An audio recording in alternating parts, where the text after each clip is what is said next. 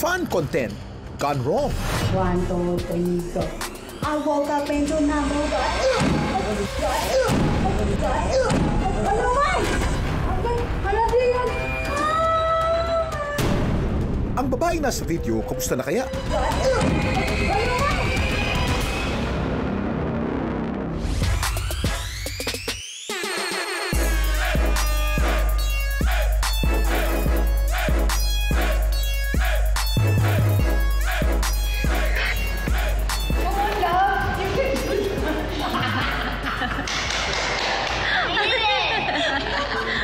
Isa ba kayo sa nakisakay sa Bugatti trend? Yan nga ang patok na content ngayon online at iba't ibang celebrity na ang gumagawa nito. Pero ang dapat nakatuwaan at masayang content, paano kung mauwi sa pagkabagok ng ulo? Nahanap namin sa Tagbilaran, Bohol si Jalen. Ang lalaki na siyang humila sa babaeng nabagok, na asawa pala niya. Yung Bugatti trend po kasi is catchy siya. Parang may pahila-hila na gano'n. So dapat hihilahin ko siya ng mabilisan. Nung una is napatawa ako kasi akala ko part lang po yun ng content namin. Nang mag-sink in na kaya ng sakit, napasigaw at iyak na lang siya. Si Jalen naman, dali-daling kumuha ng yelo. Sa ganito mga aksidente, ano nga ba ang dapat nating gawin? Nauntog ka na ba? Meron na bako. Paano ka nabagok? Kwento mo. Nadulas. Nadulas ka, tapos nabago ka. So anong pakiramdam sa ulo nung nadulas ka? Sakit eh. Sakit. Na-hospital ka naman. Mabuti, next time ingat ka. Pag malakas talaga yung pagkakabagsak, unang-una pwedeng magka-fracture, mababasag yung inyong bungo dito sa likod.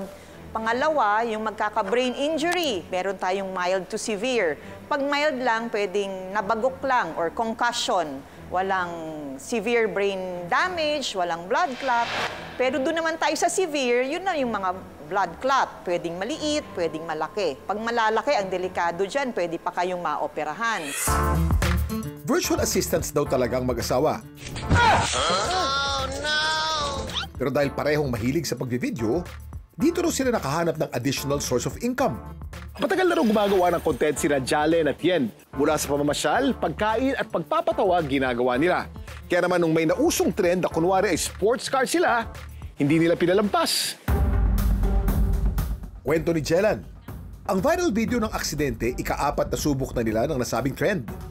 Umabot po kami ng 4 na take kasi po dapat mapunta si Yen doon sa pintuan para may kaibahan po yung video namin sa ibang mga gumagawa nun. Sa huling subok, 1, 2, 3, go. perfect na raw sana. I woke up into number one.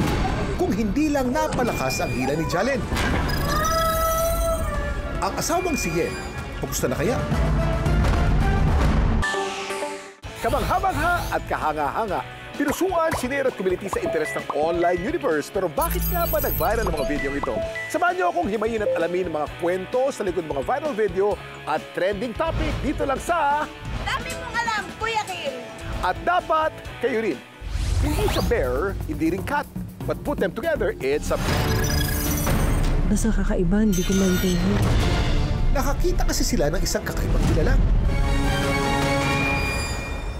Pabihirang shellfish na parang may sungay. Saan ang tawag dyan at makikita ito kung saan-saan sa Visayas? Kakaibang seashell. Pwede nga bang kainin yan? Go! Hindi mo kinakain yan! Gusto niyo rin bang makiride sa nagpa-viral na Bugatti Challenge? Hinay-hinay lang sa pagharurot at baka bukol ang abutin nyo. I woke up into number one. Ang babae nasa video, kamusta na kaya?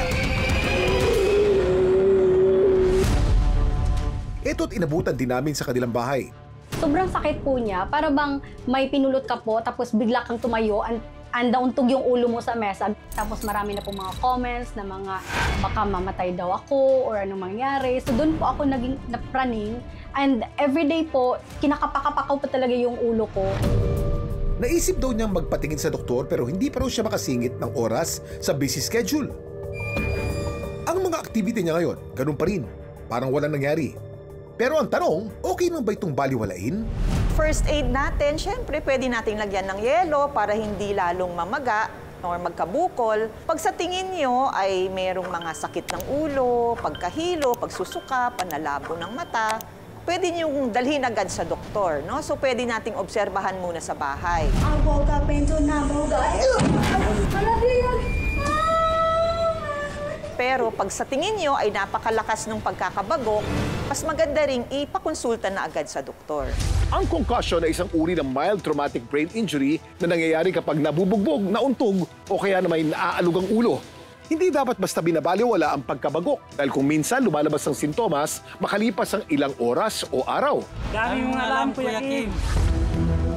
Ang mga nabanggit na sintomas, awa ng Diyos, hindi naman daw nag-manifest kay Yen. Kaya ngayong araw, magbubugati challenge ulit ang dalawa para sa mga follower nila. Pero this time,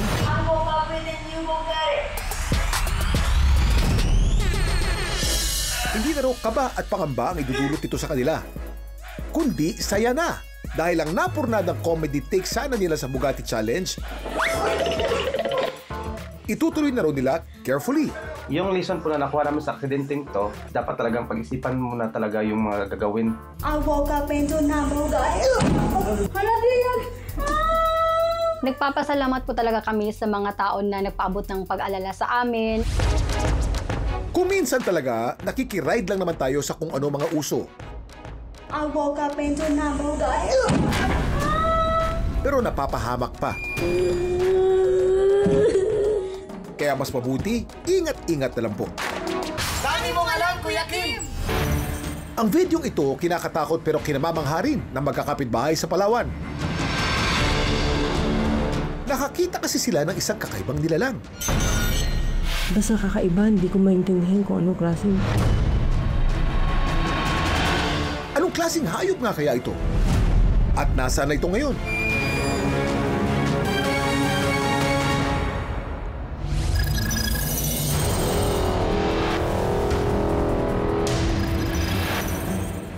Ang video ng hindi kilalang hayop ay kuha sa isang komunidad sa Brooks Point, Palawan. Sa video makikita ang isang hayop na may hawig sa pusa. Pero ang katawan ay parang sa bear o oso. Ayon sa uploadan ng video na si Milona, ang may-ari ng bahay kung saan umakyat ang hayop. Laking gulat din nila nang makita nila ito. Mga 5 a.m. po, nagising po si Mister sa mga taon ng aso. Tinignan niyo po kung ano po yung tinatawag ng mga aso. Nakita niyo po nandun po sa taas yung kakaibang hayop. Basta kakaiba, hindi ko maintindihan kung anong klaseng. Matapos makuna ng video ang hayop, sa kanya itong pinost online. Yung purpose ko rin po ng pag-post ng online kasi po para ma-rescue din po siya. Doon din niya nalaman kung anong hayop ang nasa video. Ito raw po pala ay isang Palawan bearcat o yung tinatawag po nila na binturong. Ngayon na po talaga ako nakakita ng ganong klaseng hayop.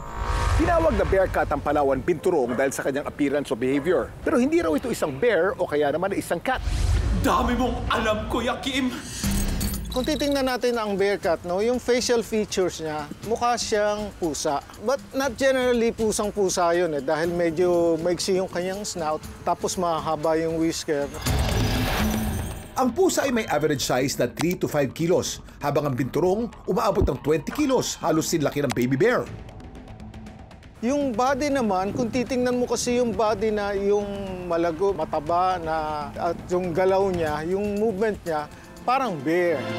Ang fur ng pusa, minsan maiksi, minsan naman ay mahaba at iba't ibang kulay. Habang ang sa binturong naman ay magaspang at kulay itim. Kung buntot naman ang pag-uusapan, ang buntot ng binturong ay prehensile.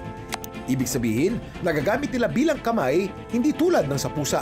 Nagagamit niya yan pag-balance, paghawak sa puno. Ano ang tunog na ginagawa ng pusa? Meow. Ay yung pusang masaya. Meow, meow. Pusang umiibig.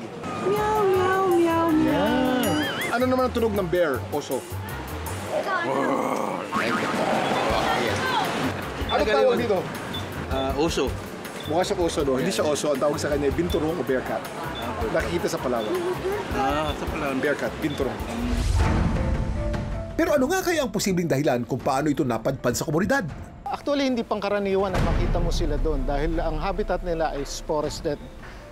Unless siguro kung ang forested area is malapit doon sa kabahayanan. Yung video, meron din pinakikita na lumalapit din siya doon sa tao at nag-a-accept siya ng pagkain. So kung ganun ang situation at nakita doon sa kabahayan, most likely ito isang pag-aari dati ng residents na malapit doon sa area.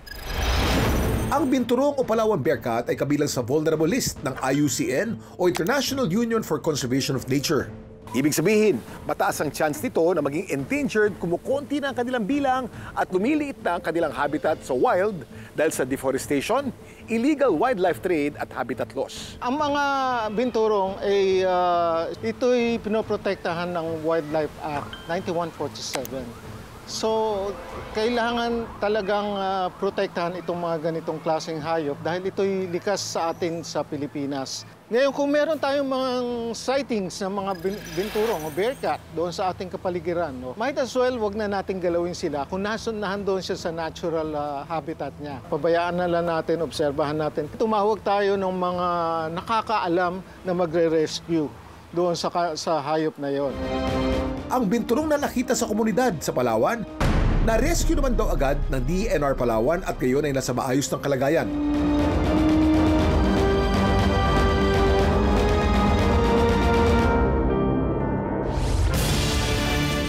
Hindi man bear o hindi man cat ang bearcat o binturong at hindi man kilala ng karamihan, mas mainam ang ginawa ni Melona na wag itong sasaktan, lalo na kung wala naman itong direct threat o pahamak para sa atin.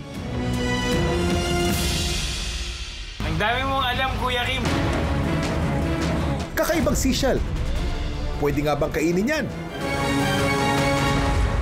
Ano kaya itong seashell na matinik at parang may sungay? Hindi yan tahong, hindi rin talaba. Ano kaya yan? Isa! Dalawa! Tatlo! Go! Hindi mo kinakain niya! At talaga nga bang safe itong kainin? Ang partikular na shell na ito ay isang ornamental shell.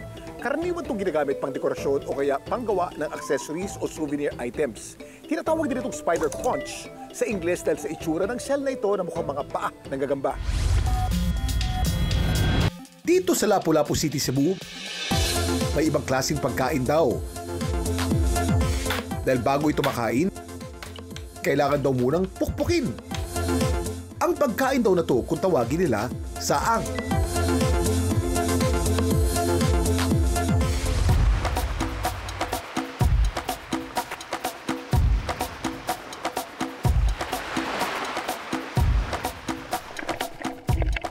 Mano-mano itong kinukuha gamit ang kamay. At talaga namang matatalas sa mga mata ng mga nanguhuli nito dahil kadalasan ay natatabunan ng saang ng buhangin o bato. Defense mechanism ng ibang mga seashell tulad ng saang ang pagtatago sa buhangin. Sa parang ito, nakakaiwas sila sa mga predator sa malalakas na alon. Dami mong alam, Kuya Kim. Dami mong alam, Kuya Kim. Ang totoo, safe na safe daw itong kainin, mga kapuso. Isa-isa muna nila itong nililinisan. Sa kanilang pakukuluan na may kasamang tanglad.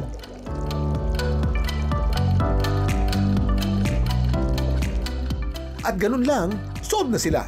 Pero hindi lang ito basta inuulam ng ilan. Dahil ang ilang mga lokal, pinagkakakitaan din ito. Dito nga sa Roro Port na ito, hilihilera na raw ang mga nagbebenta ng saang pagsapit ng alas 4 ng hapon. Mabilis talaga maubos yung saang namin. 7 PM, sold out na. Nasisiguro namin na fresh talaga yung saang namin, sir, kasi araw-araw na hatid yung mga ingisda sa amin. So dapat upat yan. Ang nakilala naming content creator na si Pete, dito raw paboritong bumili ng saang. Marami silang display dito. At yung mga saang na binibinta nila is napakasigurado akong fresh talaga. Ano ito taon? Mahilig talaga ako sa saang, sir, kasi nung bata pa lang ako, yan na talaga yung pinapakain sa amin. Ipapakita sa atin ni Pete kung paano ito best na kainin. Pwede na siyang pupukin or pwede siyang hugutin. So sa atin mga kalma, hugutin na lang natin or hihilain. At saka mga kalma, meron tayo ditong asin at suka na perfect tandem sa ating saang mga kalma.